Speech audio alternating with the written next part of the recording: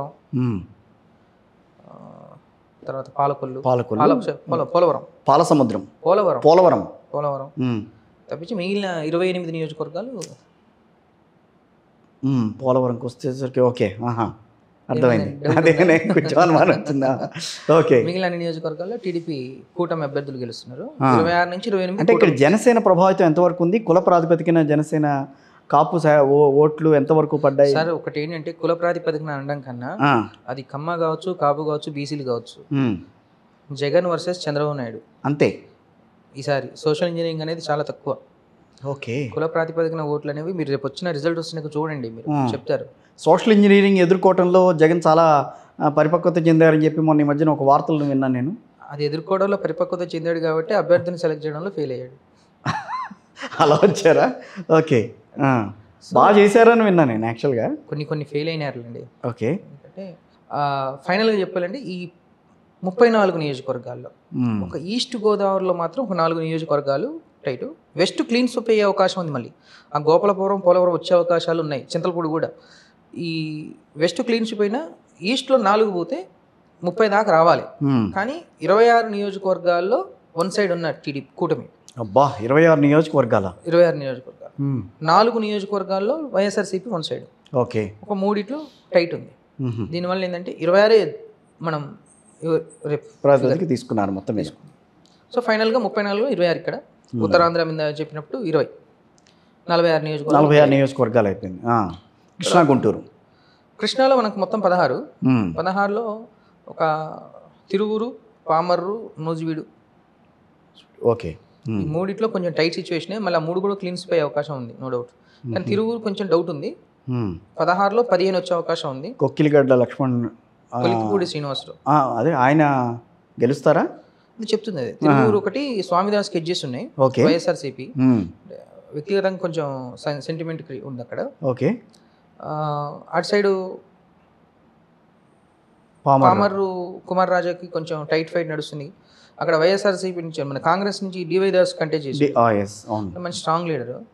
దానివల్ల ఏమైందంటే vote transfer ఏమన్నా అవుతే పామర్ కొంచెం ఇబ్బంది పడే అవకాశం ఉంది. బట్ పామర్ అయితే ఇప్పుడు టీడీపీ ఎడ్జ్లోనే ఉంది. అండ్ నూజివీడు కొలుసుల పార్థసారథి టైట్ ఫైట్ నడుస్తుంది కాబట్టి ఈ 3 కొంచెం టైట్లో ఇచ్చేసుకొని 14 నియోజకవర్గాలు కూటమి గెలుస్తుందని చెప్పొచ్చు. అబ్బో, అంటే 14 అంటే విజయవాడ కూడా దాంట్లో. Vijayawada west, sorry Vijayawada east, Devineni Avinash ఈసారి ఎలక్షనీరింగ్ బాగా చేసుకున్నాడు. కానీ అక్కడ మాస్ ఓటింగ్ ఎక్కువ. అవును. ఈ మాస్ ఓటింగ్లో కొంచెం గద్దె రామ్మోహన్ మీద సానుభూతి ఎక్కువ ఉంటుంది. ఓకే. వాళ్ళకి తను చేసిన చారిటీస్, చేసిన వర్క్స్ అవన్నీ కొంచెం ఎక్కువ ఉండి కొంచెం ఈక్వేషన్స్ అది టైట్ ఫైట్లోనే ఉంది. బట్ ఈ 12 నియోజకవర్గాలు ఏదైతే ఉన్నాయో మిగిలినవి 100% కూటమికి. సో సుజనా చౌదరి గారు గెలుస్తున్నారు. సుజనా చౌదరి గెలుస్తారు. బోండా ఉమా గారు గెలుస్తారు అక్కడ. గెలుస్తున్నారు. ఓకే. బోండా ఉమా గెలుస్తున్నారు, సుజనా చౌదరి గెలుస్తున్నారు. తర్వాత యార్లగడ్డ వెంకటరావు, గుడివాడ వెనుగండ్ల రామ్ గెలుస్తున్నాడు. జగ్గేపేట. మీరు చెప్పేదాన్ని బట్టి చూస్తే నాకు అనిపిస్తుంది ఈ మూల నుంచి ఆ మూల వరకు, కృష్ణా నుంచి అటు చివరి వరకు ఓవరాల్గా మొత్తం స్వీప్ అన్నట్టు అనిపిస్తుంది. స్వీప్ ఏం కాదు కదా, నేను స్వీప్ అని చెప్పలేదు. మీరు దాదాపు 20, ఇక్కడికి వచ్చేసరికి 26, 40. అక్కడ వైసీపీకి 14, ఇక్కడ 8, ఇక్కడ 18, ఇక్కడ 4. అది సింగిల్ డిజిట్లోనే వస్తున్నాయి కదా. కానీ ఇవన్నీ కూడా రాయలసీమ ఉంది కదా, రాయలసీమ ఇవన్నీ ఉన్నాయి కదా. ఇక గుంటూరుకి వచ్చేసరికి 17 నియోజకవర్గాలు. ఇందులో ఒక 3 నియోజకవర్గాలు, నరసరావుపేట, తాడికొండ, పత్తిపాడు, ఈ 3 నియోజకవర్గాల్లో కొంచెం టైట్ నడిచింది. తెనాలి కూడా టైట్ నడిచింది చెప్పాలంటే, నాదల మనోహర్ది. బట్ స్వల్ప తేడాతో కొంచెం బయటపడే అవకాశాలు ఉన్నాయి. ఈ 17లో 12 నియోజకవర్గాలు గుంటూరులో గెలుస్తున్నారు. ఇక ప్రకాశంకి వచ్చేసరికి 12 నియోజకవర్గాలు.